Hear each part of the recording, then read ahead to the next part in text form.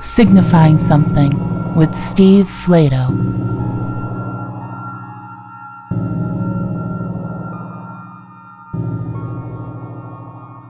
In economics and business decision making, a sunk cost is a cost that has already been incurred and cannot be recovered. The sunk cost fallacy describes our tendency to follow through on something when we've already invested time, effort, or money into it. But what happens when you've invested time, money, and effort into your past, and you're no longer satisfied with it? Would you call your past a sunk cost? That's one of the things that I discussed with Johnathan Cash today on Signifying Something. Johnathan Cash performed as Breakdancing Ronald Reagan for quite a long time, and I knew his work and booked a show for him in San Diego 4 or 5 years ago. He's a harsh noise and experimental electronics artist, currently living in Hollywood, California. Although with Breakdancing Ronald Reagan, he was a purveyor of the kind of noise/comedy cut-ups that became synonymous with his name. His focus has kind of shifted from boundary pushing to boundary setting. Sunk Cost is a new alias. It's a restrained yet rowdy take on classic Japanese and American harsh noise, and it's genre worship. It really is. Johnathan Cash loves noise, and you can tell. It's all over this interview. And for somebody known for his ironic detachment and for making fun of things more than loving things, I'd say that's a pretty big step, a pretty big point of growth. Johnathan Cash decided that his whole past was a sunk cost and decided to reinvent himself. Are we able to actually do that? Or is it more in the symbolic gesture that we make in naming ourselves something different, in moving somewhere new, that really does say something about who we are and who we've become? Before I jump into my interview with Johnny, I just wanted to remind you to head over to signifyingsomething.bandcamp.com for a lossless download of today's episode and track. You could throw us a couple of bucks, but it is a free download. We'd appreciate any and all support. Okay, this is Johnathan Cash, aka Sunk Cost.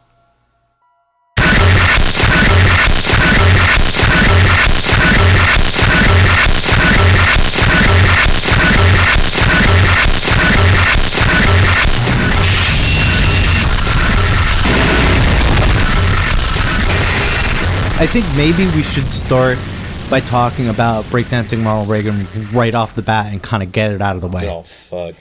All right. Okay. Start with the bad shit. It's not the bad shit. I love Breakdancing Ronald Reagan. Yeah, I mean, I got a love-hate relationship with that. So tell me why. I started doing it when I was like 14. It is a consistent record of every bad thought I've had since I was a teenager up until my 30s. That's terrifying. Yeah, it sucks. I mean, would you want to be defined by decisions you made on AOL Instant Messenger when you were 14? Like, absolutely not. That's why I changed. That's why I had to change. Because I was like, damn, I'm really just carrying the baggage of a literal child with me everywhere I go. The thing is like, I always listen to the music also, and I don't know if anybody was able to get, I mean, I know that people were able to get past the joke and tell that this was like some legitimate, like really good noise, and that it was really well crafted. Even like the joke parts were like placed really well. I was gonna say, I mean, sometimes I hoped people would get past the noise and pay attention to the really good jokes. The noises are like a red herring. Like the content is when you get to the funny stuff.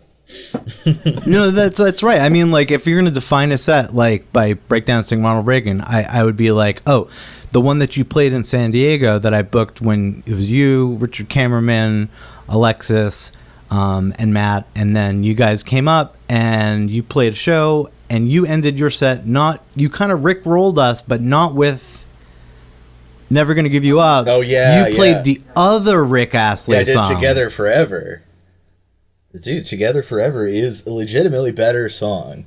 Oh, yeah. That's how I thought. Yeah. Well, hey, that was like a double-tier joke. I mean, first of all, any cover I do, it's either a song I like a guilty pleasure sort of thing, or it's a song I have some, significance to me. Maybe a song I heard a lot when I was growing up that's just, like, in my brain permanently. And that's one, I think it's a banger, but also B, people think they're funny, and they would hit me up or like talk to me at shows and be like, that cover thing you do, Johnny, is so funny. You should do like Rick Astley or like All Star or Rob Thomas and Santana. And I'm like, that sucks. That's the most predictable joke. So I figured the funniest thing to do would be to just do what they asked, but the wrong song. Like, oh yeah, and it was so good. Rick Astley would be funny, and you know what? Together Forever, great song. I'm gonna do that one instead. Fuck you. Yeah. It's such a good layered joke. Like it's not just a stupid joke. Like it's all kind of well thought out. Like, and that it's even the stuff that you like you said, the stuff that it's a joke to you had some significance to you. Like I know you put some like Weezer covers in there. And, like, it could be to the outsider, it looks like you're just totally making fun of whatever you're doing. But there's some love in there, for sure. Yeah, I mean, that's at the core of everything I'm doing. That's, I mean, a big part of, like, even my appreciation of noise or understanding of noise is, like, noise in music in general is inherently, like, cringe to me. It's music is self-expression, noise, whatever is all fucking embarrassing.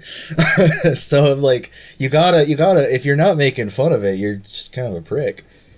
I feel like you have to walk up to these things with at least a little bit of like, you have to have this self-awareness, like, look man, I'm just turning on like pedals and like spring boxes, contact mics, like this is fucking dumb. I could have been a doctor. I could have been like a lawyer or like a politician, but I chose WMD Geiger counter. I'm just looking at my gear table, picking things, death metal pedal, I could have chose something of value to society, and I said, hell no. And you gotta be able to make fun of that. Well, I guess that's where sunk cost comes in, huh? So that's the thing. I was gonna say, not only do I want Breakdancing Ronald Reagan I'm not going to say it's over, mostly because I don't have enough ego to be like, final set, this project is dead. I don't really, who cares? It's like, not only is there a lot of personal baggage attached to it from like times in my life that aren't even me anymore. I mean, 16-year-old Johnny, I don't know who that is, that is not 31-year-old Johnny Cash, But also, I mean, that's the thing too, is sometimes you get so deep into parody that you lose the original intention of what you were even focusing on. It's like I was making fun of noise so much that I was like, damn, I do like noise though. Like maybe I should just do noise and like not make fun of it too much. Yeah, and that's what the new record is. Like the new record is fun. First of all, like you don't lose the fun. It's still a really fun noise record. Dude, noise is fun. That is something I'll take to my fucking grave. It doesn't have to be funny, but it is fun. It is fun to hear. It is like a cool, fun sound. It is. I mean, I had my 13-year-old stepdaughter coming in to your record the other day, and she was just like listening to it like it was any other thing, and just like, kind of nodding her head. I don't know if it's her thing or anything, but she acknowledged it as music, I feel like it should resonate with kids to some extent because fucking kids are dumb and annoying, and so is noise. That makes sense. No, I mean she's actually really she's a zoomer, and totally, she's like I think that whole like I'm gonna sound really old, but like the whole TikTok generation, like that really it would resonate with them maybe a little bit as not super fucking weird at least. Have you seen noise TikTok? Because that's a thing and it sucks. Oh, I haven't. Oh no. It's if you want to see a reminder of what you looked like when you were a teenager discovering noise on like file sharing sites, it basically looks like that. It's hard to look at. It's hard to look at these kids being like, yeah, I just discovered this really crazy noise album. It's called Lightning Bolt or something, you know? It's like, damn, this is me. I was this. I just didn't have... I was that too. I had a dial-up connection, so I could only be so annoying before it cut me off. These kids got free reign. They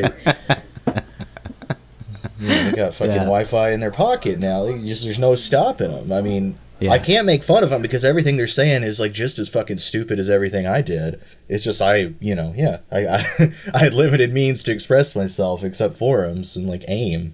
Why do you think that carried with you more than most other people? I mean, you're an outspoken dude, yeah, but why do you think that because you carried it into your music, maybe?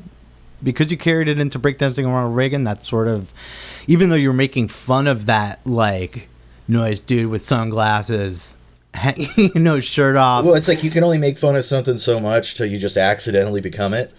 I think is part of how it carries. A good example is I feel like a lot of people on the internet circa, let's say like 2010, 2011 were really into making fun of like Juggalos and Insane Clown Posse. Mm-hmm.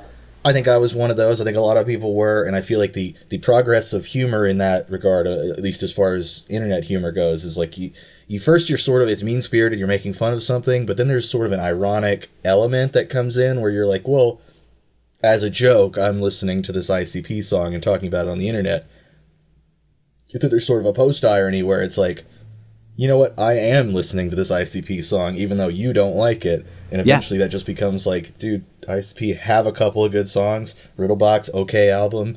Next thing you know, it's 2017 and you're Johnny Cash at ICP live at some club in Austin, which I went to. Honestly, I had a great time.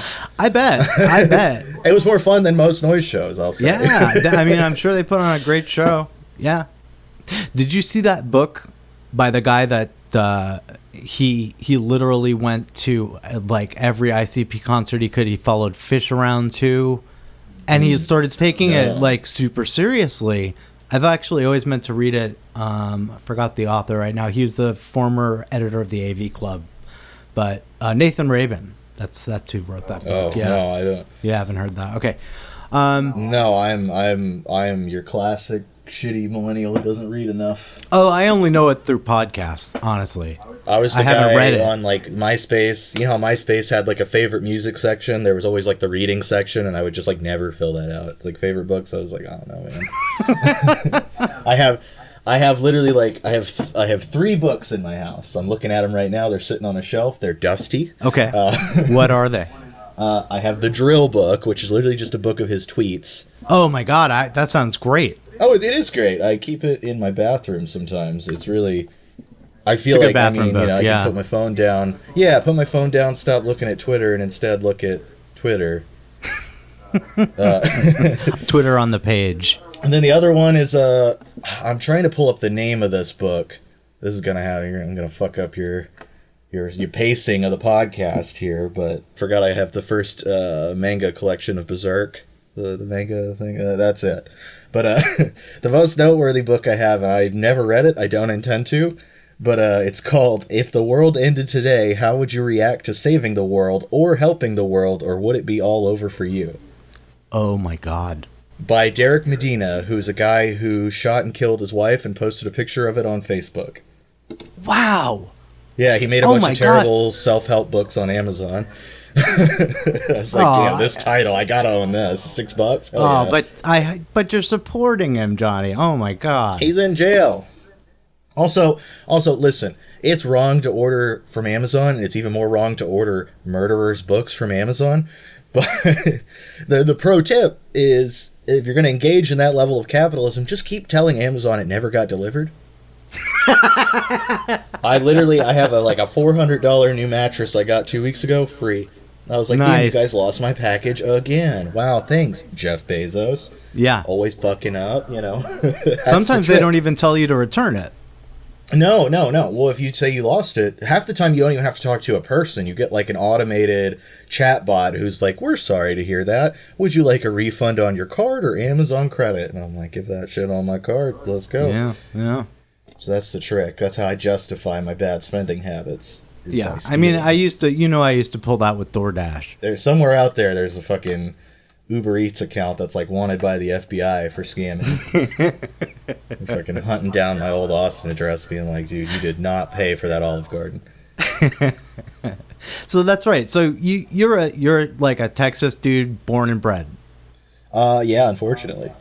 Why unfortunately? Oh, have you watched the news lately?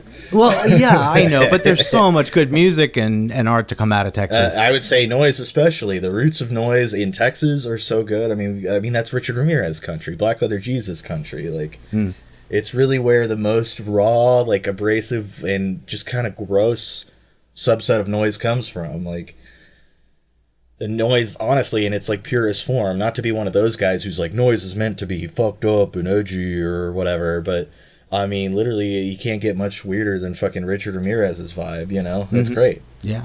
And you know, to the audience that might not be aware, you were like really central to Austin for a long time as far as booking. You ran Sucks by Sucks West. What other fests did you do? And 9/11 Noise Fest, which was always just kind of like dumber Sucks by, basically. Yeah. It was a little more like anything goes. It was generally, you know, noise centric, but if something weird, like Gorilla Toss played one year, shit like that, I was like, all right, whatever, who cares? You can play, I don't give a shit. I have one issue I need to bring up with you, and we don't need to air this. Yeah, we'll see. What about, you booked some, let's say, problematic acts, okay? Mm-hmm. There's one dude in particular that I have in my mind. You booked an act named Hitler. I've never booked Hitler. You never booked Hitler? I don't know where this is coming. I've played a show with them. I know, that's not much better. It's like, listen, I didn't book Hitler. I just hung out with Hitler for a long time. Yeah, I would say don't leave this in, because this is like not even worth talking about, but somehow it's come up a lot. Well, you know what? Maybe it is worth talking about. Well, somehow people think I was in Hitler. I was not in Hitler. Never was. Even by early edgy Johnny standards, I was more creative than just calling my band Hitler to piss off a few Austin people or whatever. I know you were, yeah. No, Hitler was just some people I'd say are still friends, some people I'd say are former friends, put it that way, who were kind of just doing this weird, I don't know what they were going for. They were trying to do like a funny noisecore thing, but they wanted it to be button pushing, but it was like, I mean, first of all, the content of it, when you see through the name, the actual content of it is all the songs were like kind of Ernest references, like the movie series Ernest. You know what I'm talking about, Jim Varney? Like, yeah. Great. Dude, Ernest Goes to Camp, classic film. Classic cinema. See, I fuck with Ernest Saves Christmas. I think that's probably the best one. I think that's a hot take. I think it's the best one because it also has a Vern scene in it, and I feel like the later movies just cut Vern out of the canon entirely, but like Vern is essential to early Ernest. Leave all of that in, by the way. Agreed. Yeah. Oh no, I will. We could, even if it's irrelevant, just insert a part. That could be our cold open, and let's just talk about Ernest, because Ernest is sick. So go on from that thread. Yeah. But anyway. So, but to finish the story, aside from the cold open joke, they were literally, their songs were like, they would say like, you know, Hitler goes to camp, 1, 2, 3, and start yelling and stuff. It was all like these weird Ernest references, but it was also just like songs that were describing Hitler doing things. Hitler goes to school. I didn't get it. I didn't get the joke. I still don't get it. I never booked it. I played one show with them that I did not put together. And I feel like I don't think they were even originally on that show. I think it was like our other project couldn't do it, so let's just do this thing where we improvise. Honestly, I'm just shocked that that's the one you bring up, not like Eugenics Council or Dirty Farms or... There's so many. Lisa Carver. There's so many. Lisa Carver from Suck Dog did a set where she just did all the stand-up comedy freakouts, like covered them, including Michael Richards. I've booked that. Oh my God. I booked Suck Dog saying some things that I can't say on your podcast. Wow. It sucked, dude. I was so mad. I was like, Lisa, this is not what I wanted. Honestly, going back, she told me, she said, I'm going to do a Suck Dog set, but it's just going to be stand-up. And in my brain, I was like, that's a terrible idea. But my heart said, that's a great idea. Sometimes you got to listen to your brain. I mean, obviously, I'm not trying to book, like, fucking right-wing incel noise or something. No, of course not. Though I'm sure I booked that unintentionally plenty times. My approach when I was younger and more trying to be the edgy boy or whatever. It was like, there was no like political lean to any of it. I didn't, I've always held pretty like leftist beliefs, for lack of a better word. But, I was living in a very wealthy, gentrified, neoliberal city. So, of course, the people I wanted to piss off were, like, wealthy, 40-year-old white people. And you're in Austin, just to be clear here, yeah. Yeah, I'm talking about life in Austin. I wanted to push buttons of people like that, and, the kind of people who probably won't give any money to a homeless guy and still are, like, secretly racist as fuck, but they put a coexist sticker on their car and think they're free, free from judgment. And I wanted to piss them off, and sometimes that could come across the wrong way out of context, Sure. Which is another reason I've given up on old projects like that. I just don't, that's not something I want to carry with me. Not to get too hippie, holistic, whatever bullshit with it, but also that's kind of just a bad vibe in general for me mentally, to focus my entire life on upsetting people. Yeah. It makes me feel upset more than them by the end of it, The sort of the transition from the Breakdancing Ronald Reagan to sunk cost thing was, honestly, I went through a period where there was a lot of stupid drama, most of it my fault, a lot of, just social events happening that were bearing down on me from all my shitty, edgy button pushing behavior. Basically, I pushed all the buttons and I got what they were gonna do. It's like the classic, you want to piss everybody off, and then they get mad, and you're like, oh, what did I do? And I reached a boiling point with that, and I said, I'm done. I moved to Denver around this time, and I said, you know what? I might be done with this noise thing. I'll do a few more things, but I'm so fucking over it. I've hurt myself. Other people have hurt me. I need a break from this. And there was just a time where I was recording for some, stuff I promised I would do. Promised I would finish this stuff, but secretly was saying, after this, I'm done. Sell the gear. That could pay for a lot of delivery food. And there was just a real turning point where I was playing around with gear, recording stuff, and I was like, damn, I do just legitimately love noise. It sounds cool. It makes me feel good to hear. It makes me feel good to make. Why don't I just do that and sort of throw the trash out? Get rid of all the clutter around my artistic endeavors, all the personal baggage. I don't know, just fucking make noise that I think sounds sick. And that's what I started doing. All right, that's a good place to get into the track here. We're going to share Metal Slug from your new record, Sunk Costs, Wave of Mutilation. So let's get into it right now.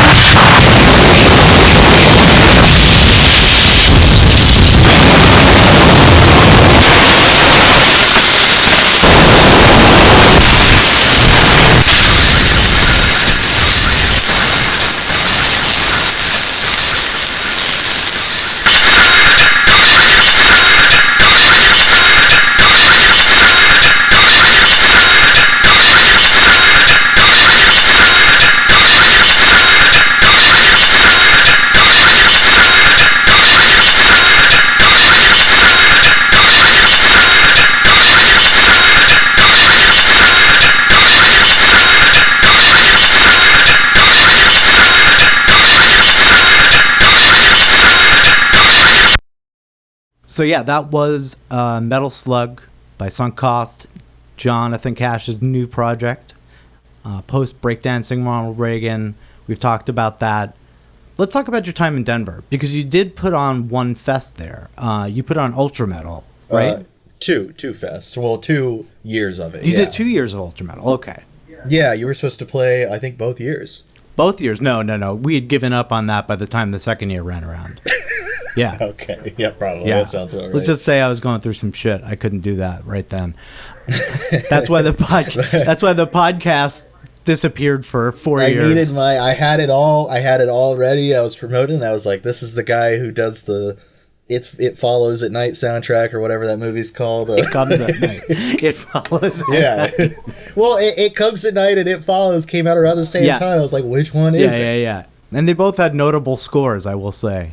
I feel like they had a similar vibe, but I didn't watch either of them. They're both good movies. Yeah, I know. I'm sorry, Steve. I've never listened to your score. I've only used it to hype you up on the It's not my score. I only internet. contributed to it, but they're both good movies. I like both of them. Anyway, I see. Honestly, my movie taste, we could do a whole fucking hour of that, because my movie taste is trash. And not even cool trash. I'm not even one of those cool, like, old B-movie exploitation horror collector types. I'm talking, like... I was talking with someone recently. I would say my top 3 movies ever, not counting earnest films, because I feel like those are a category among themselves. My top 3 movies, I would say, are Blair Witch Project, Clue, and Kung Pao Enter the Fist. All great films. I've never seen Kung Pao Enter the Fist. Never seen it. It's bad. Yeah. It's bad, but I watched it like every day for a year straight when I was like 11. Sure. And I don't know, it changed me. It's like one time... This is unrelated, but unrelated but similar time period. Someone told me once that what got them into noise is there was a scene in The Matrix where this really cool sound happened, and they would play that scene on repeat when they were a kid, and that like inspired them. They were like, "Wow, this something about the sound design is so interesting," and it led me down a path to making experimental music. And I told that person, "You should never tell anybody that story again." It's embarrassing. But you know what? The sound design in The Matrix is actually sick. They use Metasynth, which is like that Aphex Twin thing where he like spelled out his face in sound in a spectrograph. Oh, yeah. They use the same thing for The Matrix. It's a really cool. Yeah, I didn't know that. Yeah, I can understand that and see that on some level, but my thing is when I make comments like that to people or jokes, I only make fun of people for doing like cringy things that I know I have also done. Sure. And the thing is, this kid was inspired by the fucking Matrix. That's fucking embarrassing. I was inspired by, like, the sound design and, like, effects.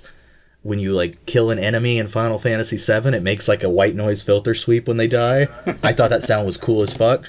Discovered Merzbow, and I was like, oh, it's nothing but Final Fantasy VII death sounds? Sick, you know? So it's all out of love.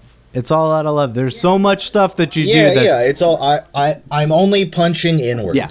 You know, I'm only like, if I make fun of somebody for, I don't know, doing a really overdramatic set that I think looks silly and emotional, that's because when I was like 15, I did a really silly overdramatic set, and it burns me every day to remember how embarrassing of an artist I am.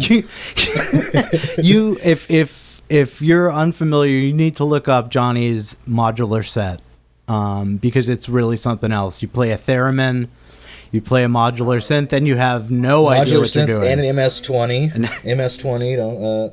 And I think I just borrowed some like little like electro lobotomy synth boxes too. I was just like, give me and a laptop where I'm just playing like stock ambient music I made as a joke. Which, you know, no hate for ambient music, but I mean also it's easy.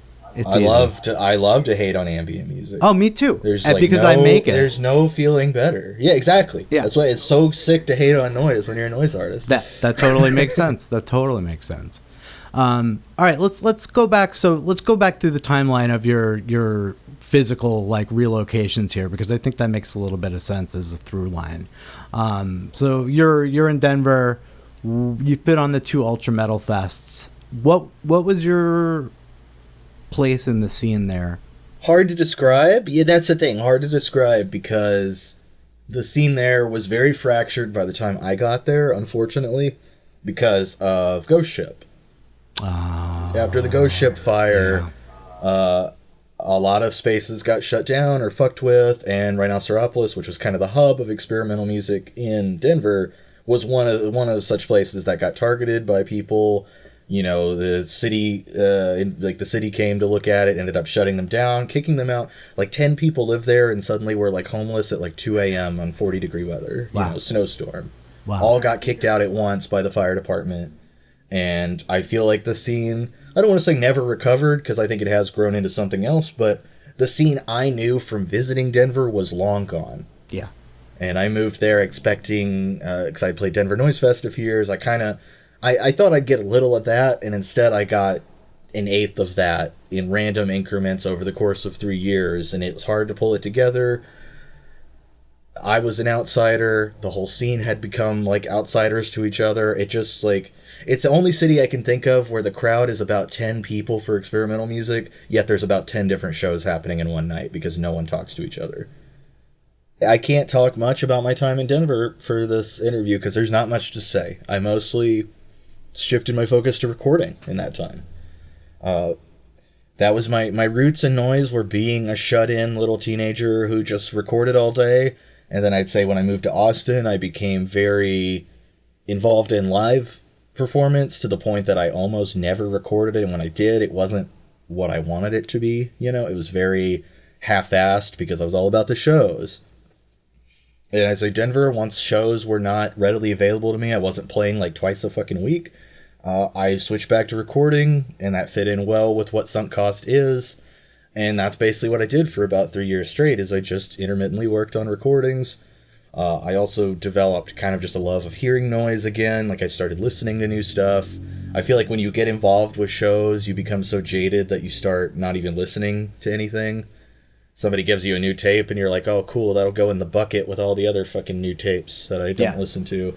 And, you know, once you're not booking a show every night, getting somebody's fucking demo, you start being like, let me actually check out what's going on. Let me find music and noise or whatever that I want to hear on my terms, absorb it.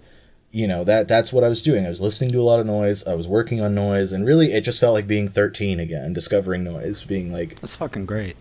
Yeah, it was cool. It's cool to pull yourself out of a genre you've spent so much of your life with and hear it again as like a new listener.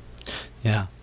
So how did you approach your playing differently this time? I mean, besides the structural difference of like, you're not going to have a joke. You did this in a DAW like Audacity or something like that, or was it mostly live? We want to talk about making it is funny. That's probably my approach to making all of the noise I've made through most of my time has been more or less the same. Not counting, like, just cut the funny parts out, just as far as making the noise in both BRR or sunk cost, has more or less worked the same way. Which is, when I was a kid, I was a runaway at one point, and kind of like bouncing place to place, couch surfing when I was like 15. And the point where I started recording the most was when I was staying somewhere where their computer had no sound card, but it had a CD burner. So my method of recording was, there was a service you could use. This is obviously pre-smartphone. It wasn't easy to just like record. You know, it's like you kind of had to have equipment for it. And my setup at the time was, there was a service where you could call and leave you could set up basically a voicemail box that goes to your email. And what I would do is I set up an account on there, and I would pick up like a landline phone, put it up to the shitty little amp I had, record noise into the landline phone that would be emailed to myself. Wow. And then I would edit it without being able to hear it on a computer with no sound card. Basically, I would just open up the free software I found, which was called Goldwave, which I still use to this day. Oh, I remember Goldwave. Holy shit, you still use it. I've never paid for it.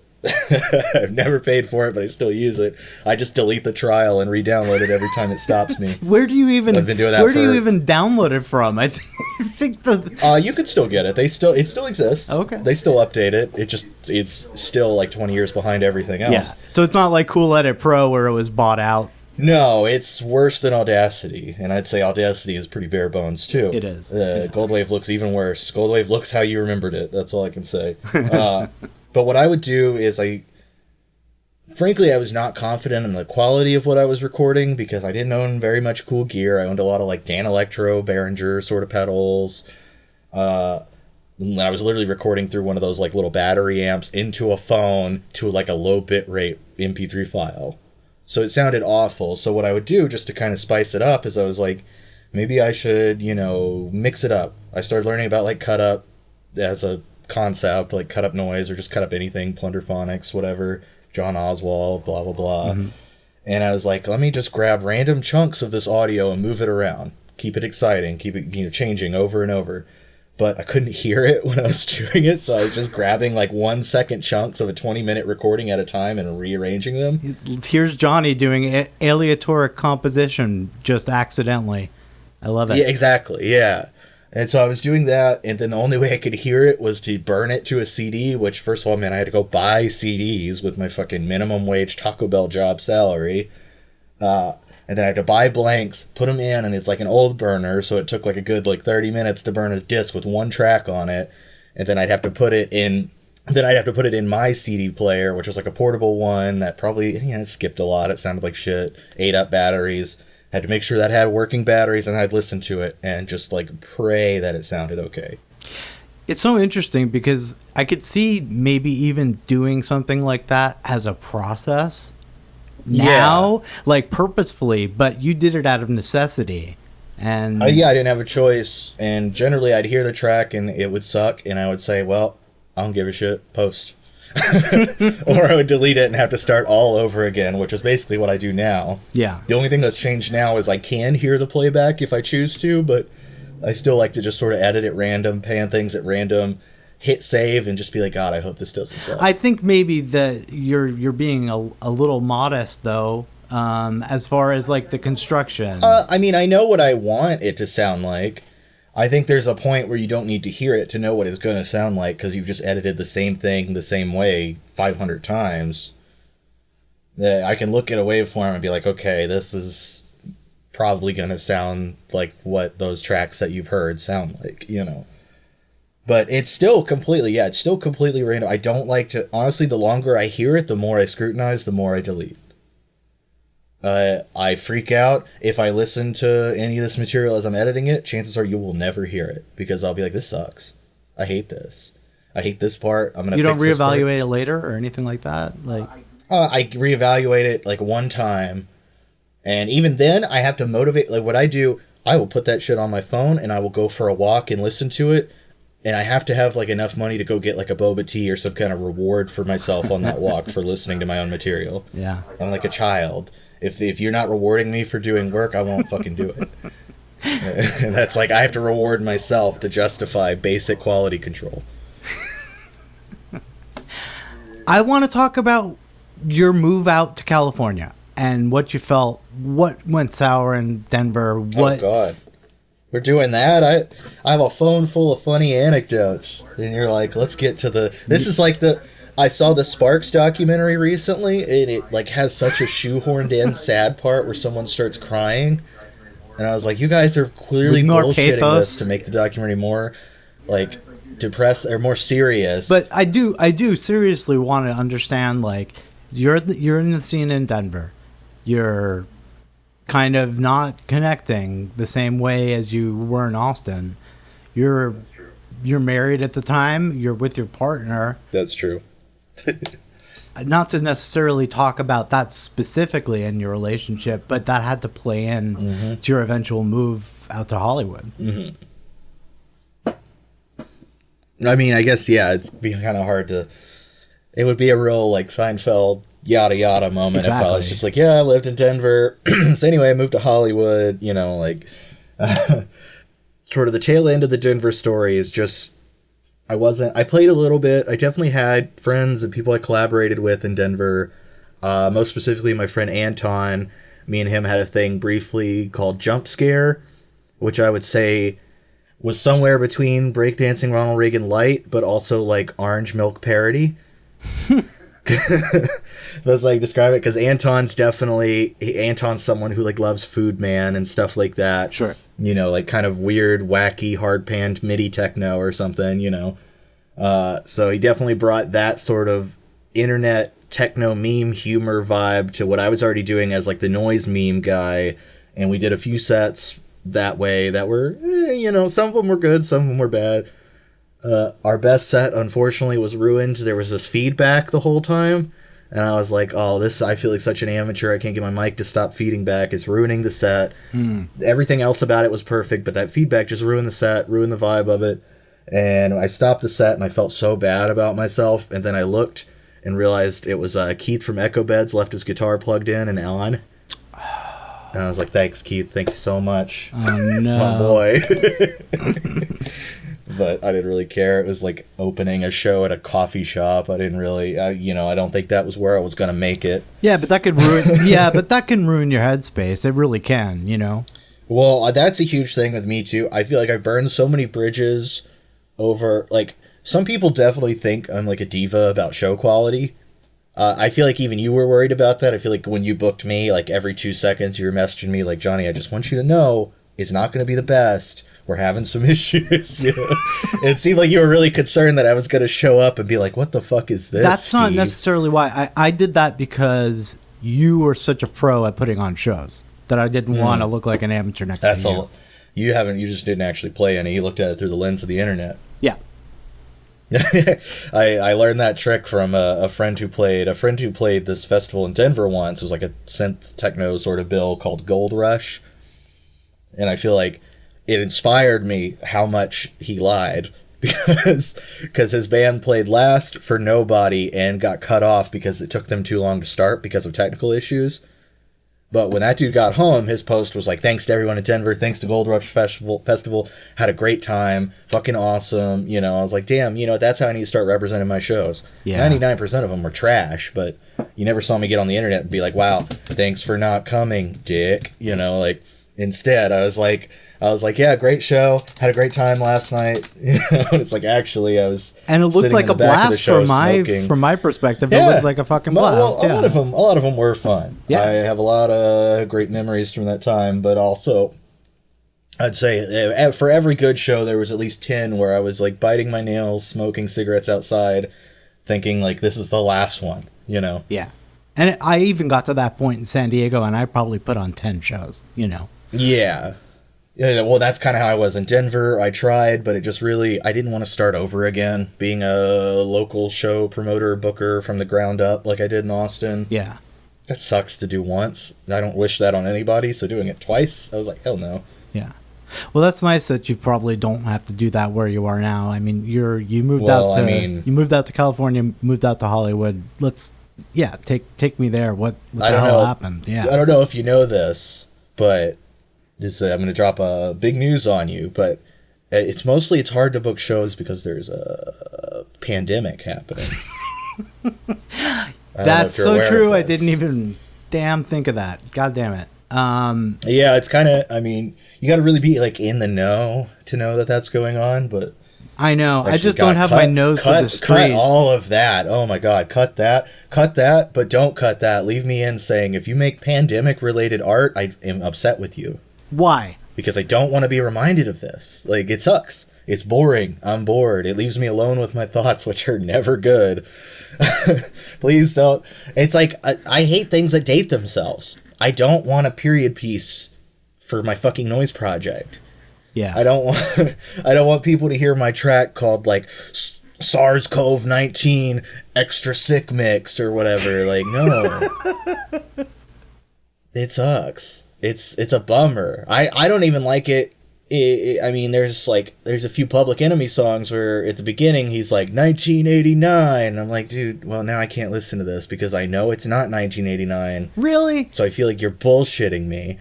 No, I'm kidding. I love Public Enemy. No. I've felt that too with things being dated, and I love Public Enemy too. The thing is, it's a lot easier to hear things that reference times you didn't experience. That's true. I'm not going to hear like a fucking, the MASH. I'm not going to watch MASH and be like, dude, Vietnam again. Like, ugh. Yeah, because you've been through it, and we've all been through this pandemic. I don't need another reminder of it. I don't want to remember it. I don't want it to have an influence over my creative output. It already influences everything else in my life. I already feel unsafe going to the fucking store, going to work. Like, I don't even know if I can trust people around me. Forever after the pandemic, I will look at people and say, what did you do during the pandemic? How safe were you? Yeah. So I don't want that. I don't need that on like my art. So I hate using that term, but on my my creative output. I don't want to be defined by this brief period of things that have nothing to do with a fucking DoD death metal pedal. Like, Yeah. like, I'm turning the pedal on, everything else turns off, you know? Yeah, you're right. There's some value in just getting the fuck out of this. I mean, the pandemic is relevant to the move, I'll say, because things change in my life. I was very much at a low point in Denver because shows were off the table. Everything was kind of off the table. I already wasn't enjoying life in Denver. It just wasn't for me. No hate to anyone out there. It's just not, sometimes you go somewhere and it doesn't click. Yeah. Sometimes you just know, like, I'm not going to be John Denver, Yeah. I'm John Cash. I just knew it wasn't for me, even though I have a lot of good friends, some of which I still talk to every day. But it just wasn't for me, and things in my personal life were changing, and it felt like the whole world was ending. I mean, it still kind of does, but at the moment of the pandemic dropping, there was definitely this feeling of like, I should do whatever I want because I might be dead in 6 months, Yeah. Yeah, I mean, no, totally. A lot happened, and it was just, I was like, it's time. I've always wanted to move somewhere else. I don't like it here. Time for a change. I have a relationship that's fallen apart. I need something else, So I moved. I just said, fuck it. I hit up John and Shannon from Pedestrian Deposit and was like, do you know anybody in Los Angeles who has a room for rent? And they're like, yeah, the house on our property. And I was like, done. And I just showed up out here. And I've just been doing whatever the fuck I want, basically. Which mostly is ironically, is the same thing I was doing in Denver, which is sitting inside, recording noise, being bored. But the thing is, the delivery food here is better. So that's all that matters, really. I told my friend David Lim, Trowfaz, who I've also been working on some material with.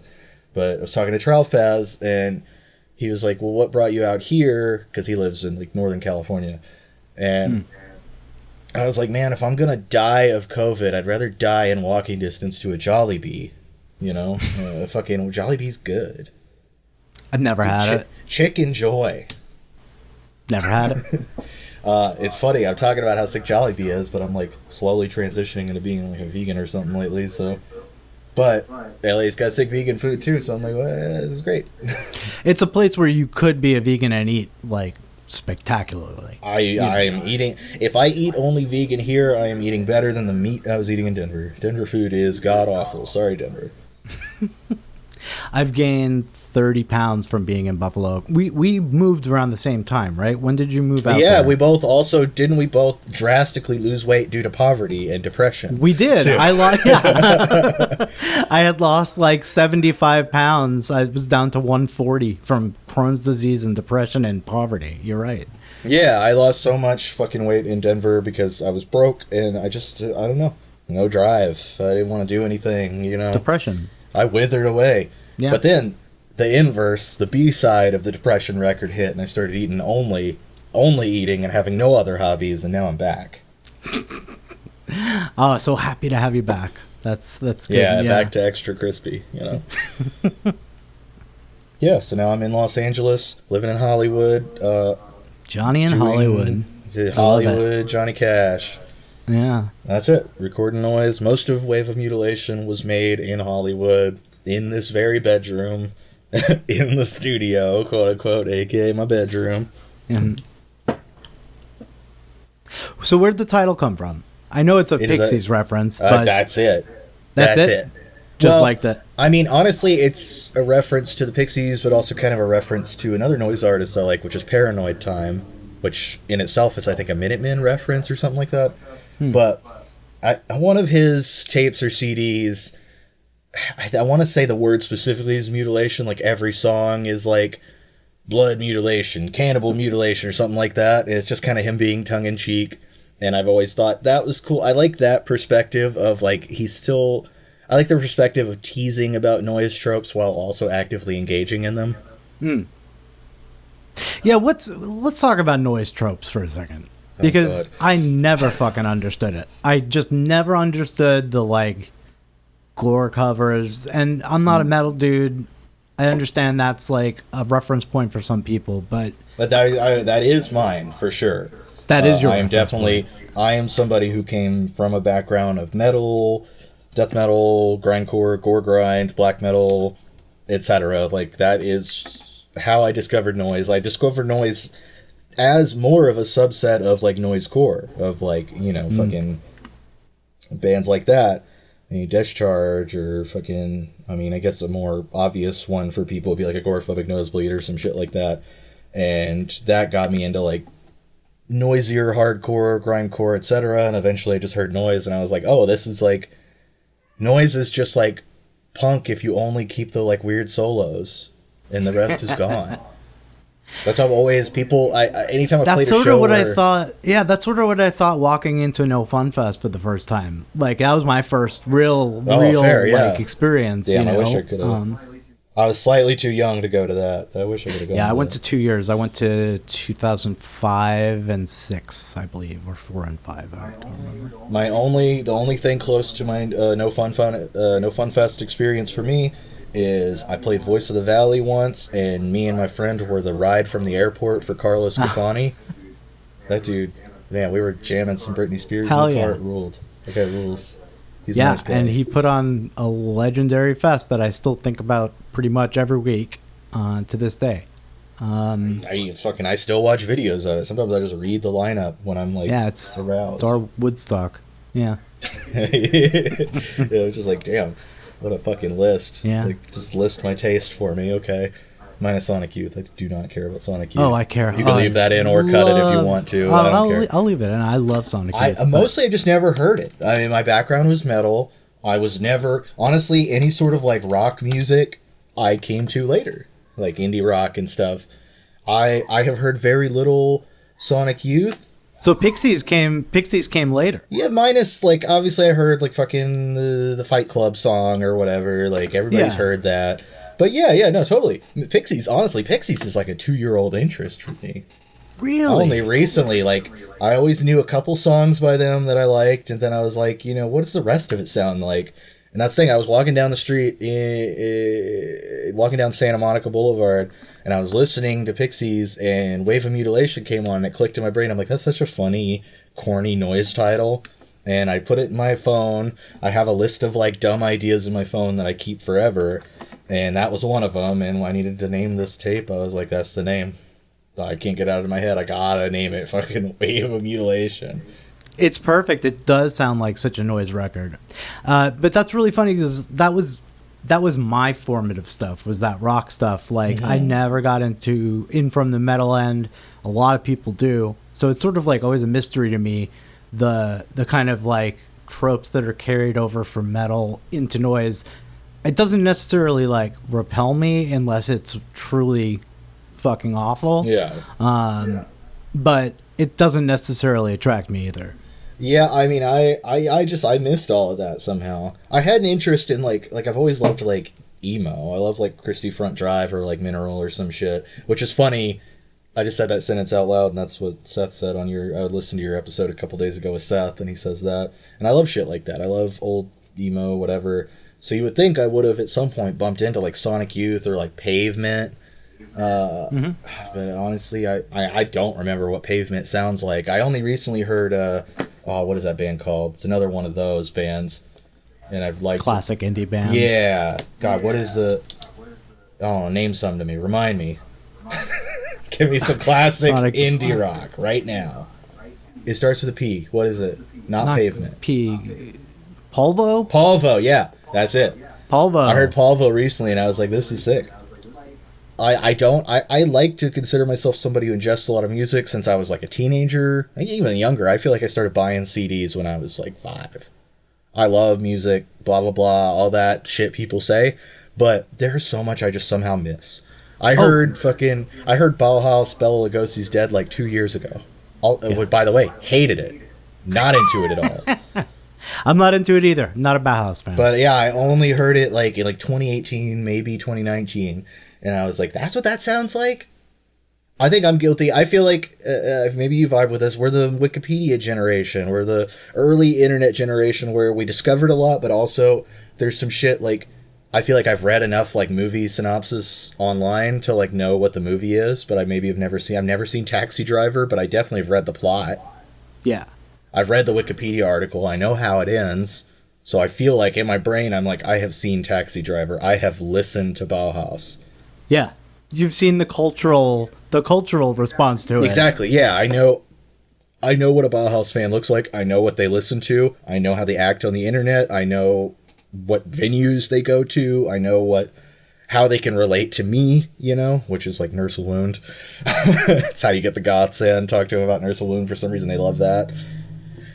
But yeah, I don't fucking, I'm so behind on shit. So like Sonic Youth was one I've heard very little. I can't help but reference the Richard Camerman chat book where he just made a post about the first time he listened to Sonic Youth when he was like 28 or something. Oh, that's right. His chat book. Tell it rules. Please. So it's this Richard Camerman post on Facebook where he says he hadn't listened to Sonic Youth until he was 28, you said? Well, I don't know what age he was. I probably shouldn't guess because I don't remember if he's older or younger than me. I don't want to make him feel old. It's literally a book of Facebook comments about that. Yeah, he says, just listen to Sonic Youth for the first time. I don't see what the hubbub's about, or something like that. And fucking every old experimental academic guy goes ape shit immediately. And it's like, what? They are probably my all-time favorite band. So I was like, I vibe with Superstar because I had sex once and that song was on. So like, I'll like that song.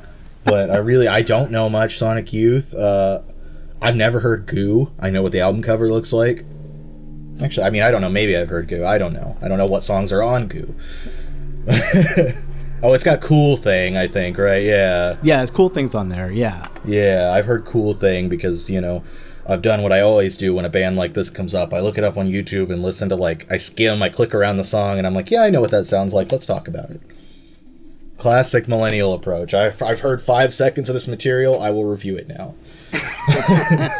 There's only so much time in the world. It's really hard to get a sense of everything, and if that's what you need to do to kind of get an idea about something, half the people wouldn't even have the thought to even click the wiki and scrub through the song. I listen to garbage. I listen to fucking Zerodel, which is like the side project of the Alien from Blue by Eiffel 65. He has solo material. It rules. It's just Eiffel 65 but better. Same. How is that possible? It's the same. It's literally Eiffel 65. It's sick though. There's some good songs. There's some good singles. And he has a cool video where he fucking fights space monsters and shit. Come on.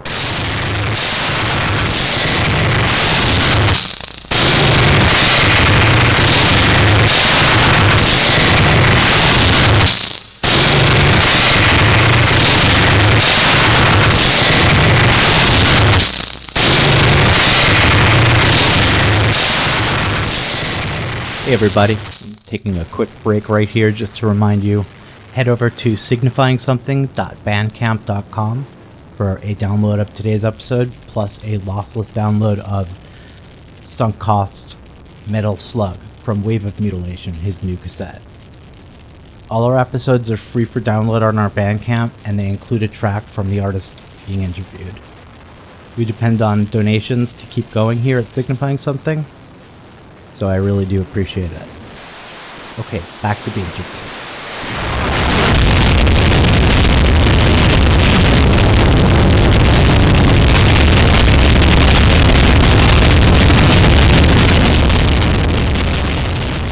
Tell me the origin story of Johnny Cash. The origin story of Johnny Cash is fucking, I don't know, a lot of poverty and abuse, but I know you've told me in the past that there were straight up swastikas, oh yeah, my grandparents have a fucking Nazi flag in their front yard. Incredible. They're also pedophiles. Whatever you could think of was there around me in my childhood. It didn't always affect me, but I was always aware of it. I would hear things. It was just awful.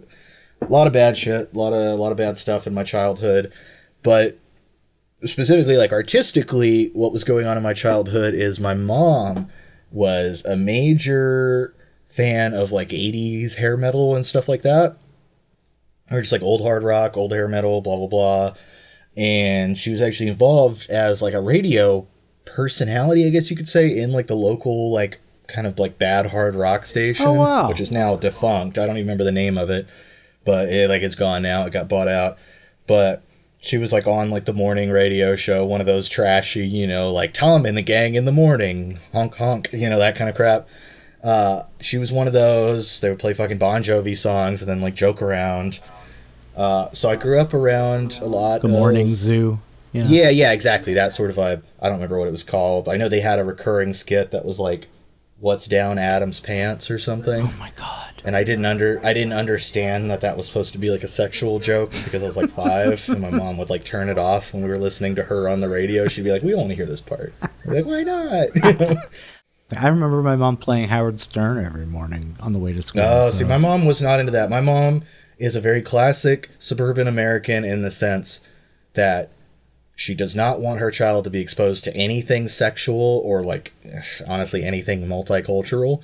But if a movie has a guy getting his like head cut off, though, that's chill. No big deal. So weird. People could get fucking shot in the head, but if I see a tit, I'm going to grow up to be the devil. Yeah, it's so weird how... Well, and that's a whole weird thing, too, because I grew up like hardcore Lutheran, and then my mom became a hardcore Catholic instead, and then transitioned to really aggressive atheist who hates all religion. And you lived with your mom growing up?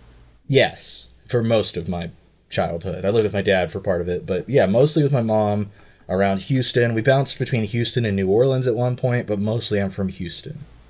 When did you move out to Austin? Years later, like when I ran away from home, which was when I was about like 15, and I kind of couch surfed in Houston. I don't know. What happened there? Bad childhood, got sick of it. Personal life stuff going on that was like clearly not getting better. I had already dropped out of school and was like homeschooling at the time. And I was just like, why don't I just do whatever I want, Yeah. I mean, more or less kind of how I've treated the pandemic, just moving out to Hollywood, doing whatever I want. I was like, you know what, I'm not happy with my life. It's not gonna get better, not to be a bummer, but like at the time I was like, if I continue this path, it's gonna be this way forever. Like nothing's gonna change. That's actually a positive. That's not a bummer. That's a positive way of looking at things. Yeah. So I just fucking did whatever I wanted. I slept on the street. I slept in bus stations. I slept in the Greyhound in downtown Houston a lot. Surprisingly, never had too many weird things happen.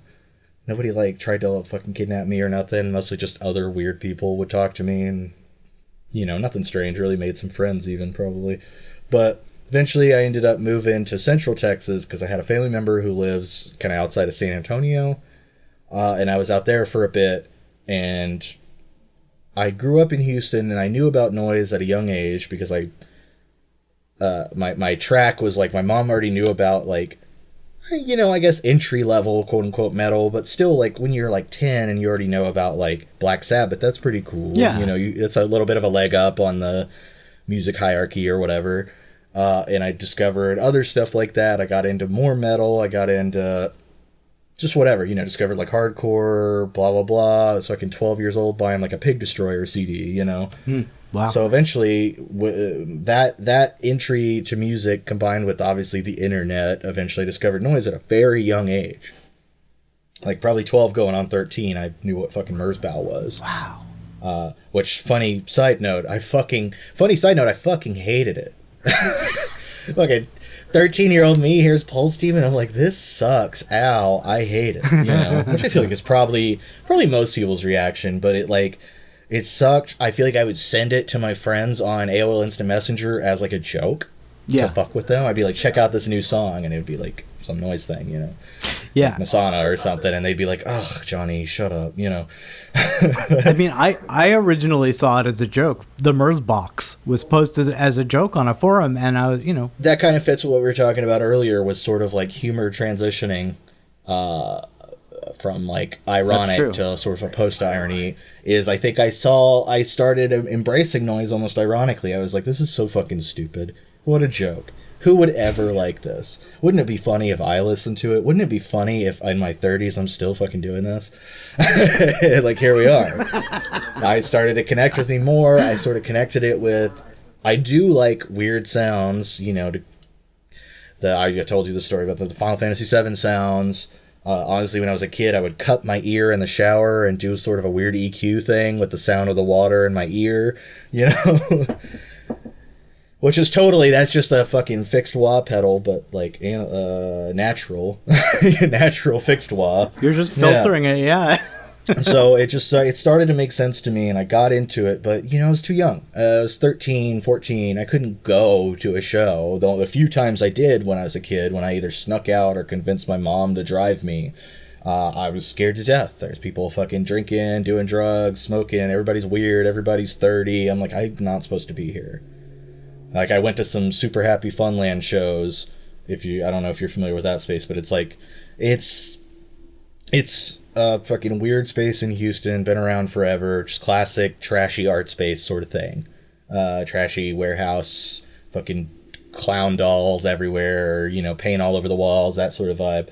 And I remember going to one of their shows when I was probably like 14. I think I was seeing, I feel like it was supposed to be a Black Leather Jesus show and they canceled, but I saw like some other locals like Concrete Violin, people like that, maybe a Pink Cloud, which is now known as Future Blondes, like one of the guys from Rusted Shut, stuff like that. And I was like, I couldn't even go up front to watch the sets. I was scared. I didn't know, I'd never really been exposed to stuff like that, people like that. You're a child with very little life experience. Like, despite living in Houston and seeing a lot of fucked up shit, I didn't like engage in it. And I was like, damn, I'm here with fucking like Don Walsh of Rusted Shut, who's like so drunk he can't speak a full sentence. And I'm like, this is probably not where I'm supposed to be. Like, I was mature enough as a teenager to know, go home, Johnny. Like, it's not time yet. Yeah. Did you? What, did I go home? Yes. I saw like two sets from like the very far back and just like left. I was like, I'm scared, I'm uncomfortable, I can't talk to anybody here. I mean, I still to this day, but especially as a teenager, had very crippling anxiety and like depression, blah blah blah, the usual artist mental illness. Like, so I was very scared. I was not ready for this. I could barely talk to like my two close friends I had in middle school. I was very shy, so I couldn't do it. So I kind of existed on the internet. I watched from afar. It really wasn't until I moved to Central Texas that I started to realize, oh, there's stuff going on in this place, Austin. And I've heard of some of these people on the internet. And I'm starting to be of the age where I can go to these shows without getting... I mean, I still had to get the X's on my hands, but that's it. They weren't like, dude, you're a child, get the fuck out. I just had to get the X's. I was like 19 it wasn't or something. Super obviously weird, like a toddler showing up. Yeah. So I started going to shows and I met a lot of people. A lot of them were like MySpace friends. Actually, I think you'll find this interesting. My first Austin quote unquote noise friend was Vanessa Rossetto. Really? Oh. Way before I met like Dromez or Ants Analog or any of those people, Fervor Noir, like I knew Vanessa. She was just a random internet friend. Wow. And I was like, she seems cool. I liked what she was doing. That was like my two intros were her and the person who ran the Nurse with Wound MySpace page lived in Austin. Aha. Oh, okay. Well, for people that don't know, I had a record with Vanessa called Twait from like 2010, and Vanessa I've known for a long time as well. So that's so interesting. That was your intro. Yeah, that was the weird thing. Whenever me and you got formally introduced in some form on the internet, it felt like I already knew you because I knew about Twait and all that. Ah, okay, got it. I already knew about that stuff from Vanessa, so I was always like, you see someone on the internet long enough, you start to think you know them. Yep. If that makes sense. Like, I already knew you. Yeah. I already was like, I met Steve in 2009. He put out this record. And I'm like, actually, I've never fucking spoken to you till like 2015. But in my head, I was like, yeah, that's Steve Flato. Yeah, it's weird. You kind of get to know artists through that, and they don't know you. And you get to know too much sometimes. Yeah, especially when you meet them, I know there's people I've never talked to, and I know their relationship history from the past 3 years because they just post about it, and I'm like, oh, they broke up? Yeah. It's like, I don't even fucking know you, dude. Like telling your partner, like... Yeah, it's like, did you see that John and Jane broke up? You've never met them, Johnny. Who the fuck is that? Yeah. That was totally. That's how I knew a lot of people. Honestly, that's how I knew a lot of people in Austin. I showed up. They probably thought I was this creepy little child. I walk up to Liz Gomez and I'm like, hey, Dromez. And she's like, who the fuck is this? I'm like, but I was like, it's me. I've seen you on MySpace. We're MySpace friends. That's adorable. Yeah, Liz was actually a huge formative friend to make. I mean, me and her have toured together like 1,000 times. We used to live together, sort of. Similar situation to where I'm living now, where there was like a house in the back that she lived in. But we had a house show space called House of Caca where I would throw shows. It was my first like shitty DIY house space before I had other shitty DIY house spaces. And we would throw shows there, and she lived in the house in the back. It was me, her, this guy Skullcaster, Chris Cones, and How I Quit Crack, which is Tina Forbes from Houston, who's like kind of I would call her like an early witch house person before that was a thing. And we would throw shows there like all the time, which were honestly were the funnest shows I ever threw. Really? We threw so many. The house almost exploded once. Literally, our landlord, basically our landlord said we weren't on a lease. It was definitely just sort of a shitty old house, and our landlord was like, "Hey, I want the house back. Like, I'm broke. I'm taking the house back. You guys got 2 months to move out." So we threw like a going away party where the gimmick was we're going to destroy the house, quote unquote. Oh no. Which really just meant we were going to like trash it and be messy, act crazy, which we did anyway. Nothing new, but I remember we made it a huge mess. There's actually video of it, and we trashed the house. The video of it, by the way, I have never shared, because a scene in the video, you can see a friend of mine making out with a girl who is not his girlfriend at the time. I see. So I was like, for him, I will never share this video of an important moment in my life. But I will talk about it on a podcast, but I don't think they'll listen, so that's fine. But we trashed the house and made a huge mess, and then we just all left. That was like our move out day. And we ended up, I talked to Liz and the other roommates a few days later, and we felt guilty. We're like, you know what? We may have ended on bad terms, but it's fucked up we left the house such a mess, you know? So we go back to the house. The landlord hasn't moved back in yet. We decide to clean, open the door, and just like a wave of gas hits us in the face.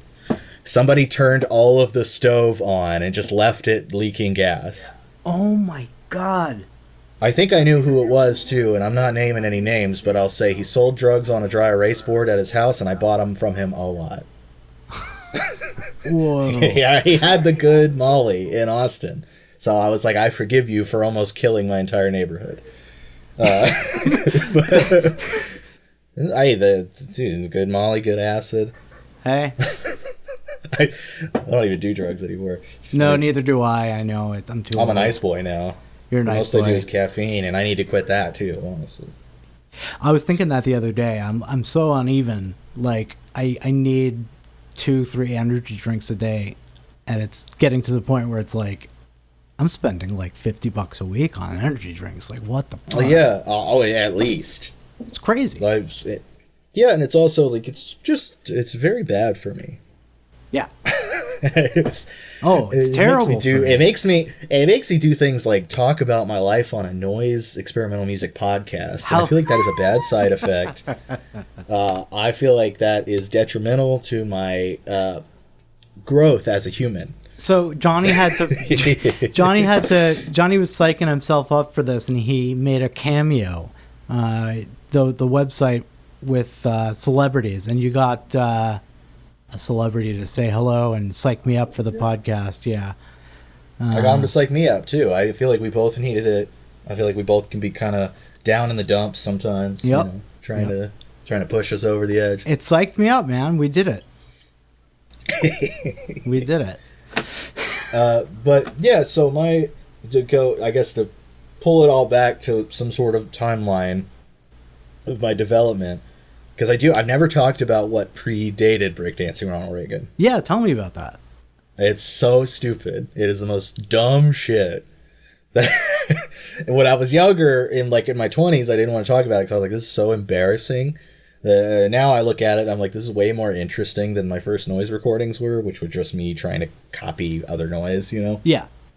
But my first sort of the intro to me being some sort of experimental home recording artist of some kind was because I never was in a band. I don't know how to play any instruments. Like, I tried to take guitar lessons, but the guy asked me like what songs I like, and I was like trying to get him to teach me like a Carcass song, and he was like, well, I can teach you like the Beatles, and I was like, this is lame. I quit. You know, so I never learned guitar.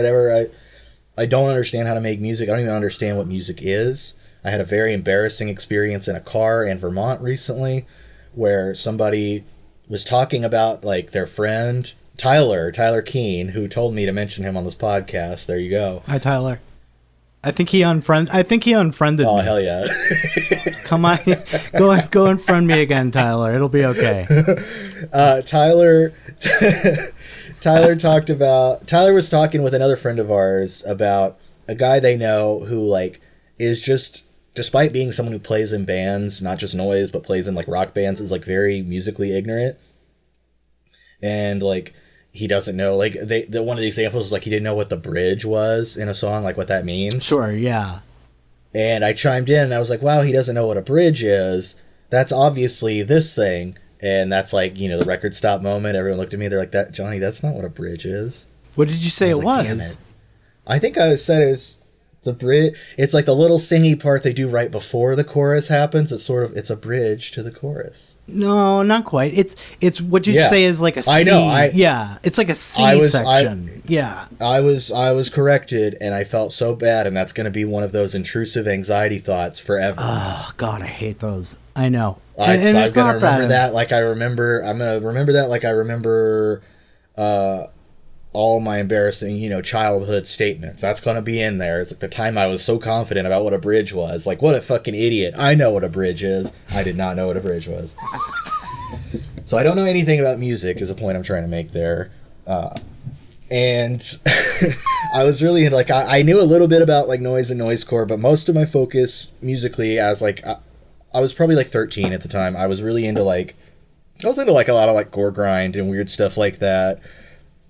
A lot of those gore grind guys were very internet centric. A lot of like, you know, one guy with a computer making a gore grind track with like Fruity Loops, you know, that was pretty common. So I was like, oh, this feels like something I can do.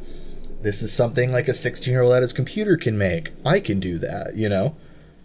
So I came up with a project. First alias I ever had lasted probably, you know, a couple months. It was called Pig Serenade. I don't remember where the name came from, but I used exclusively Microsoft Sound Recorder. I didn't have anything. I don't know what a DAW is. I still barely know now, so obviously at 13 I didn't know anything. I was using Microsoft Sound Recorder at my mom's desk when she was at work. And what I would do is I would use the built-in like webcam mic that my computer had to record myself hitting a stapler, because I thought that sounded kind of like bad metal drums. So it's just like a stapler going like... That would be take one. That would be the instrumental portion of the song. And then over it, I would just record myself making like gurgly noises, trying to copy like what gore grind vocals sounded like, but I didn't know how to pitch shift. I didn't know any of that. But what you could do is slow things down in Microsoft Sound Recorder. I remember, yeah. So it would just be like my voice going like slowed really down on top of sounds of me hitting a stapler in a room. To me, I was like, wow, I am creating like art. I am the most brutal metal artist to ever exist. The academics got nothing on 13-year-old Pig Serenade. Like, that was some weird shit.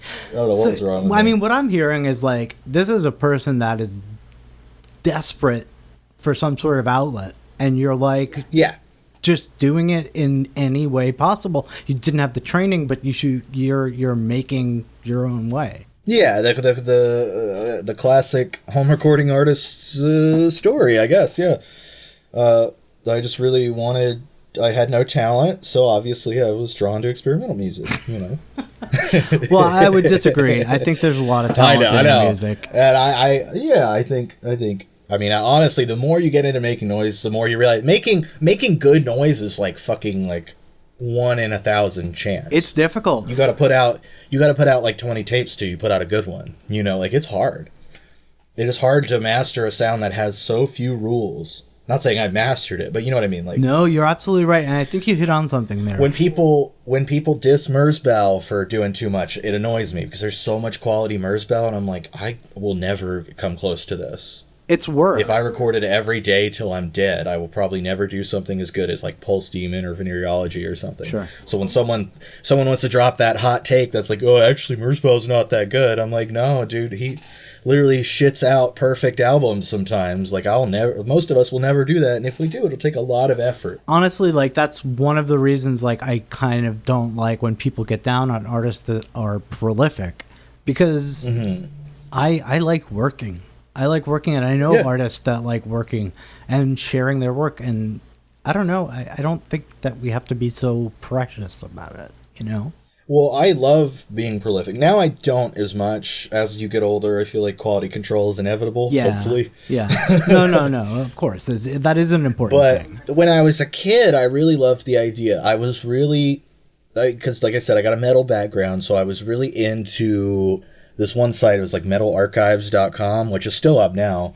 But it was just a site that archived, like, every fucking metal band, what their albums were. You could review them and read reviews of them, see who their members were, see what member was in what band, etc., etc.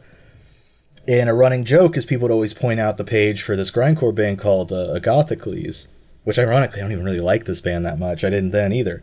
But I loved the fact that people were ripping on, they have like, they're one of those bands who puts out a fucking split 7-inch every 2 weeks, you know? Yeah. So they have a discography that's like 200 items. Wow. You know, and for some reason that really like resonated in my head. I had this thought when I was a teenager. I was like, I feel like no one in my family's made a huge mark on the world. I want to. And for some reason my brain said the way you're going to leave a huge mark on the world, Johnny, is to put out too much garbage on the internet and call it an album. And that's what I did. I was like, I want a page of fucking 200 shitty split 7-inches or whatever. Well, you know, before you were saying, I don't want to be reminded of this shitty time in my life, this pandemic. But those recordings, they serve as like a document of your life in a way. There's no way around it. There's no way around it, you know? Hence changing projects, because I was like, I can't carry around what I was doing when I was 14 forever. Yeah. Hence, at least now this is closer. Chances are, yeah, exactly. Sunk cost is a name that's meant to be taken very literal. Few people get that. I just got that. that. Yeah, few people do. That's why I like doing the tape. I did the tape for Dada Drumming, and I was so enthusiastic about it because Greg immediately, Greg is who runs Dada Drumming, also has a project called the Fail Association, which people should hear. Good stuff. And they send out their shit quick. I got a hat today. He's a pro. Couple days ago. Yeah. He is like one of the few noise label people who I feel like he is trying to run a Fortune 500 noise company. Like, he is so serious about it. He puts a lot of effort in. He puts stuff up on streaming platforms. He's very, like, he communicated every step of the way with me and, like, made sure everything was, like, exactly what I wanted it to be. And I feel like few noise labels want to do that. More importantly, few can. I think it takes a lot of effort to actually run a good label. It does. I know, because I've tried and failed about 8 times. It's a nightmare. I hate it. I hate going to the post office. Fucking never again. But Greg is someone, I told him the name of the new project because he knew me from Breakdancing Ronald Reagan days, and he immediately was like, oh, this is like about adulthood. We all carry around sunk costs. And I'm like, yeah, what the fuck? That's so true, man. Just immediately got it. I'm embarrassed it took me this long. Hey, at least you're not one of the people. Most people think I'm called Sunk Coast. I keep getting booked as that. I'm like, what does that even mean?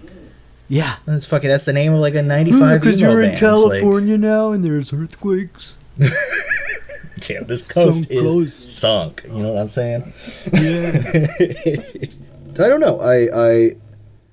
I do think I was all about really trying to like express myself by any means possible, and it is weird to see now. I feel like my noise is, I don't know, Seinfeldian now. It's just really about nothing. Like, I want sunk cost to be perceived as just a really cool sound object. I want someone to put the tape in.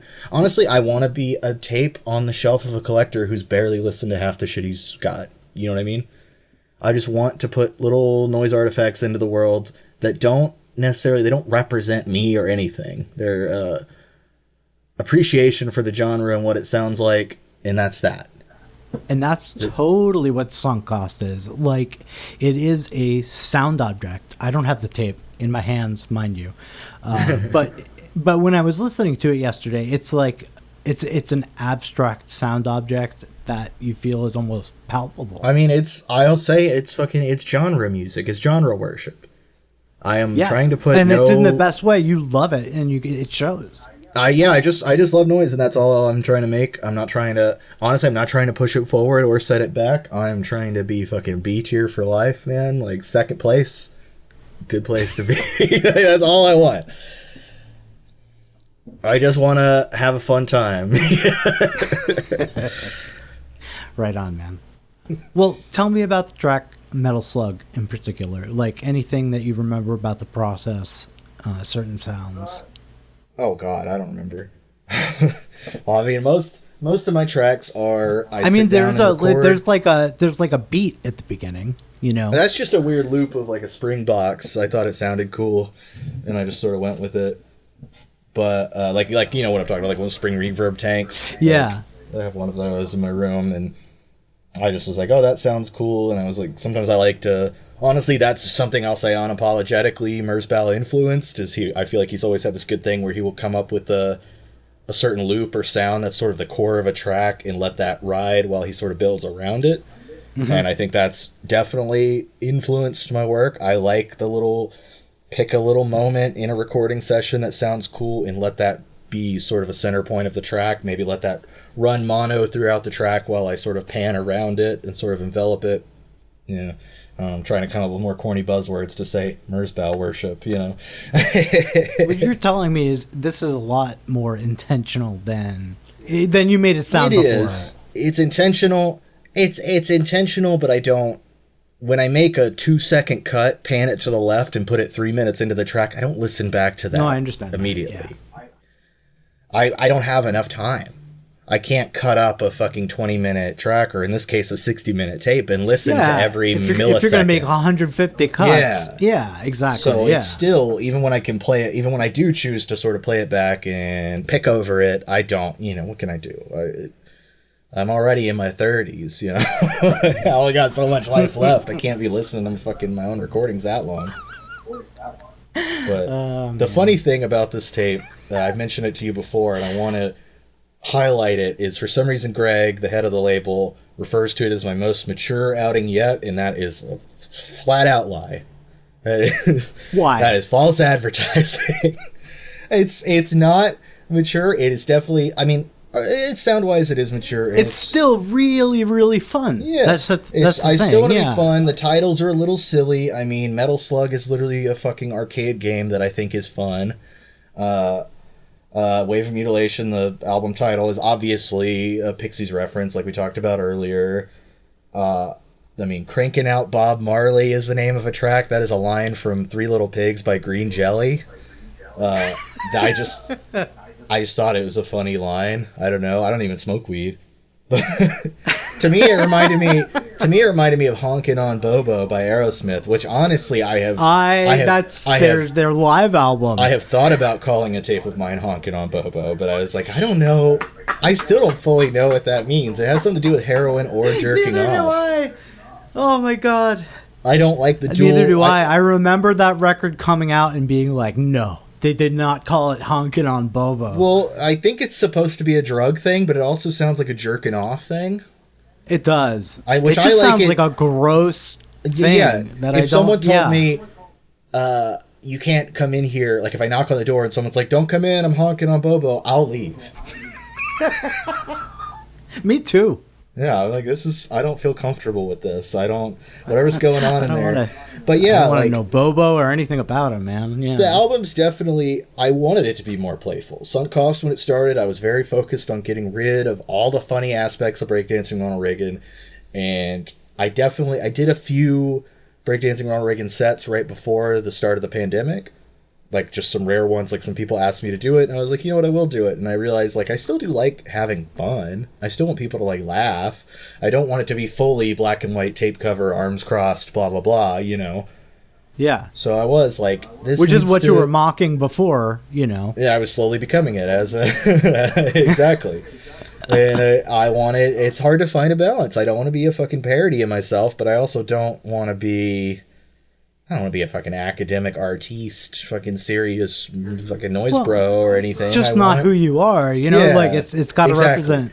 No, that's who exactly. You are, yeah, I am a little silly and stupid. I laugh at things that are dumb and they're fun. honestly, so much of my noise is secretly funny, even if it doesn't have funny titles. I'll say currently, not going to tell you what track it is in case it ever comes out, but there is a track. There's a scene in Austin Powers 1 where he... Yeah, no, it's a good start to... Good start to any there's a sample scene. reference. There's a scene in the first Austin Powers movie where he is trying to sort of get used to life in the 20th century. You know, he's been unfrozen, he's back. It's not the 60s anymore, you know. And he wants to put on a record, so he gets a CD and he plays it like a record, thinking that's how it works. And it makes this loud, scratchy, rumbly, like if you play something on a turntable needle that's not meant to be there sound. And he reacts to it, you know, freaks out. It's like, it's loud, it's bad, you know. And it just sounds kind of cool, so I've just been like sneaking that into recordings. And just using that as source just like material. your Final Fantasy. Yeah, honestly, I don't know why I never sampled that. Maybe I have. I'll never know. Maybe, yeah. There's definitely, I was telling someone about this recently, there's an old track of mine that literally samples like a Newgrounds Flash animation with bad sound design. But I just thought, it's literally a video where like Mario turns into like a Super Saiyan from Dragon Ball Z and like kills Bowser, but the sound design for the laser he shoots is really bad and distorted, and I was like, sample that. Probably made by like a 12-year-old or something. That's the sound that I want. Yeah. It just gets stuck in my head. It sounds cool, and I'm like, I could use this fucking $400 pedal I bought, or I could get this 13-year-old kid's Flash animation and just like clip that and loop it and put a fucking distortion pedal on it. Yeah, the album's meant to be a little silly. I wanted it to be, since it's such a long tape, that'll be. Is it long? The packaging. It's 60. It's an hour. Yeah. Really? I got through it. It felt like a 40-minute tape. No, it's a C60, and that's like also why it's on like streaming platforms. So I feel like it's been tracked in a way that could be a CD, almost like a full-length album, not just another like C10 noise tape, which I've done plenty of those too. I love that format. I love the short tape. Me too. Hot take, I'll say the short tape is harder to make than the long tape. I would agree. It's really hard to condense. Making 10 minutes or 20 minutes of material? Yeah.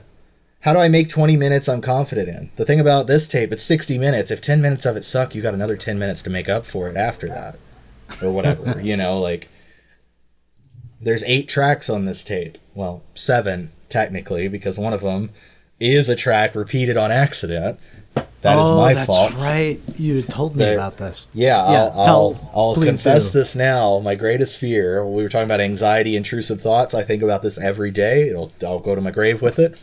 It's going to hurt me every day that I continue to live on this earth. But oh, no. I was putting together all the tracks for Greg to send him the finalized cut, and I realized I was maybe 2 or 3 minutes shy of a full C60. And I don't like dead air on tapes. I think that's annoying.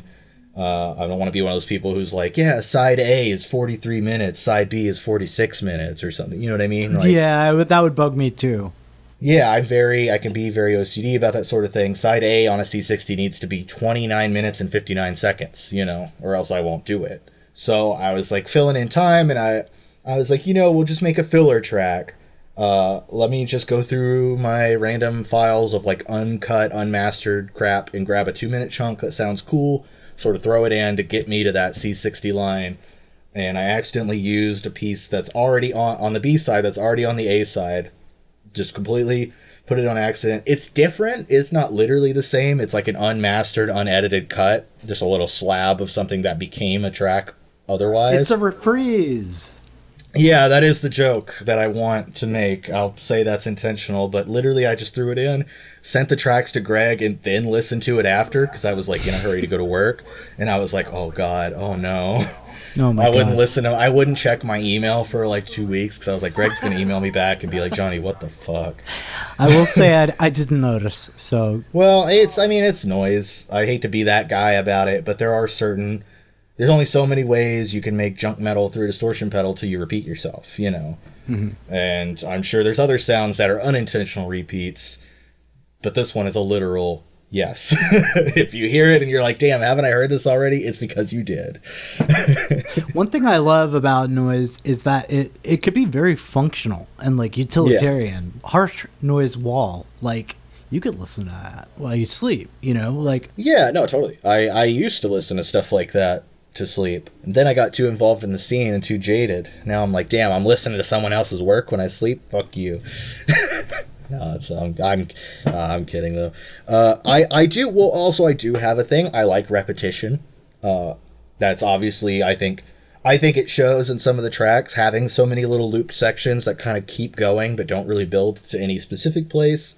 Metal Slug definitely starts that way, and I think ends up kind of coming back to the same loop, because I like... For track 2, I think, right? Yeah, Fallen Rock Zone is also kind of... That's why that Fallen Rock Zone is the beginning of the A side, and the B side is Metal Slug, so it's kind of similar thematically. Oh, that makes sense. Yeah. I love loops like that. I mean, you can ask fucking Dromez. She'll tell you this story, too. We did a tour once. We went like up the Midwest from Texas and back down. And I made a post online, like whenever I tour, I like to burn a lot of like mix CDs to listen to. I like to keep it fun and interesting in the car. Like I don't want to just drive around listening to like noise and metal all day.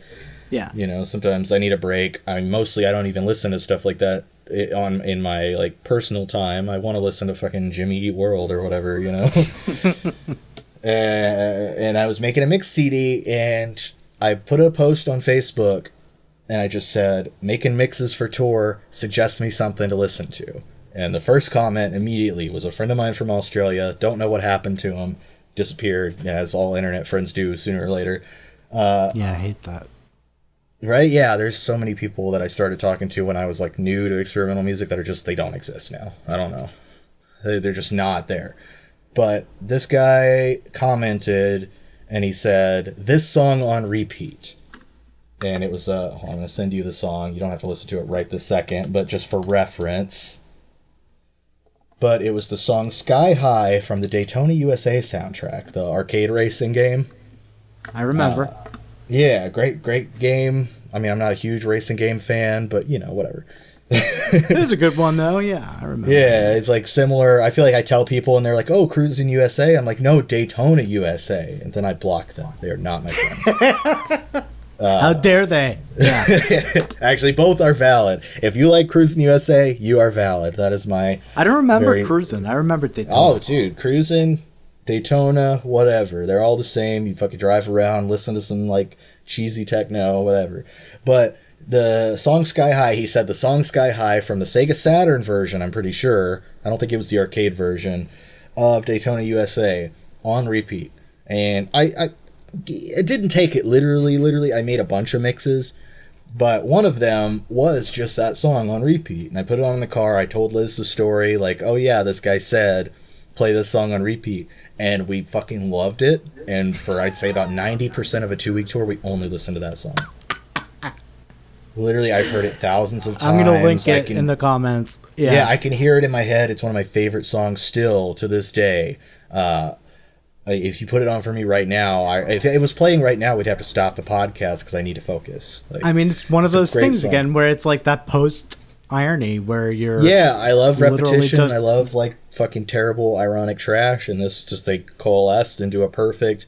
I mean, there's all the buttons. Yeah. There's a barely heard, barely promoted BRR Dromez split CD where we just put Sky High as one of the tracks unaltered because we're just like, this represents our work. More than anything we can record. This fucking Daytona USA soundtrack song is us.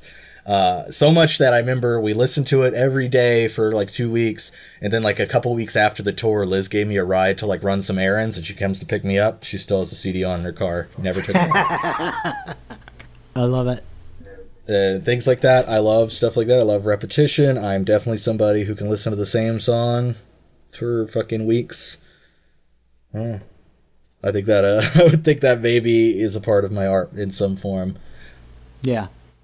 I mean, the MIDI stuff always got me with Breakdancing Ronald Reagan. Oh, for sure. I love MIDI files. I think that's so crucial to my upbringing as, you know, the era of millennial that I am, being 31 at the time of this recording, which I'm going to date it right now, August 20th, 2021, in case this takes like a year to come out.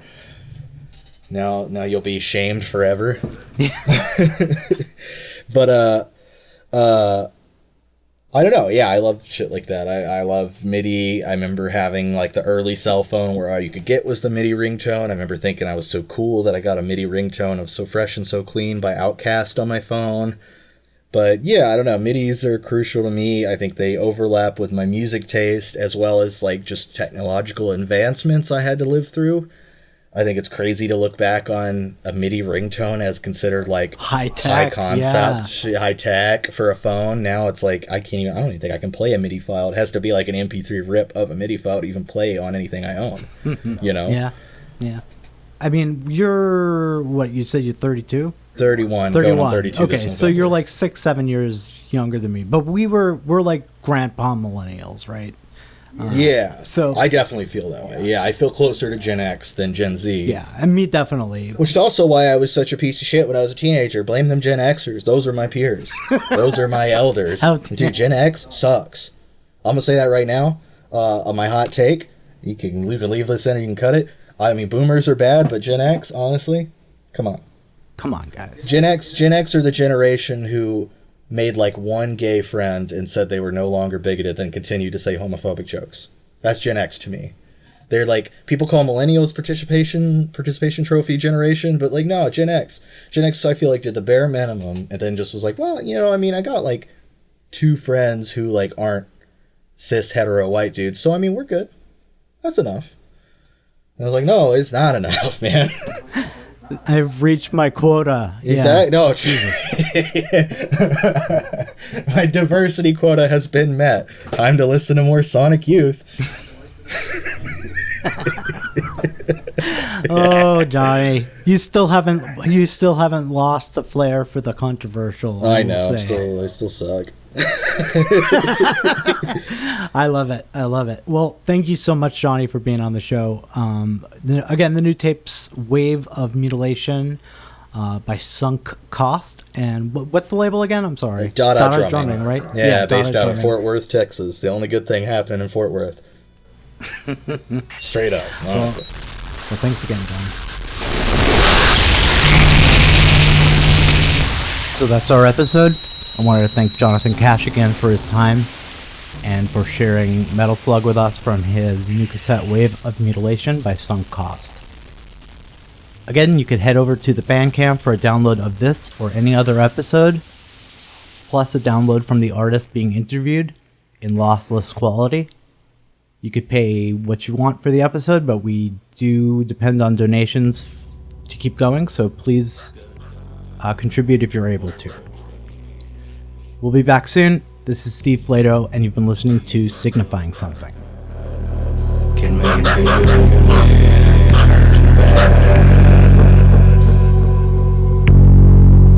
So please, let me